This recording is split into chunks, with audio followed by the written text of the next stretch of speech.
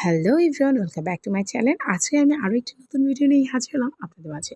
তো আজকে আমি ইলিশ মাছ রান্না করছি। ইলিশ মাছ কার না পছন্দ, আর সেটা যদি হয় সর্ষে ইলিশ আর ইলিশের ভর্তা, তাহলে তো কোনো কথাই নেই। সো চলে যাই মূল রান্নায়। প্রথমেই ইলিশ মাছটাকে ভাজার জন্য আমি এখানে সামান্য হলুদ গুঁড়ো, সামান্য মরিচের গুঁড়ো এবং সামান্য পরিমাণে লবণ দিয়ে নিয়েছি। মাছটাকে খুব ভালো করে মাখিয়ে নেব। এর মাঝে আমি ইলিশ মাছের, যেহেতু আমি ভর্তা করবো বলেছি, সেই ক্ষেত্রে আমি ইলিশ মাছের লেজা এবং একটা ছোটো টুকরাকে নিয়ে খুব সুন্দর করে কড়া ভেজে নিচ্ছি। মাছটাকে ভাজার জন্য কড়াই আমি সামান্য পরিমাণে তেল দিয়ে নিচ্ছি। এরপর তেলটাকে গরম হলেই আমি মাছগুলোকে একে একে ছেড়ে দিচ্ছি। যেহেতু আমি ইলিশ মাছের ভর্তা করবো, সেজন্য আমি ইলিশ মাছটাকে খুব ভালো করে কড়া করে ভেজে নেব। আমার ইলিশ মাছ ভাজাটা কমপ্লিট।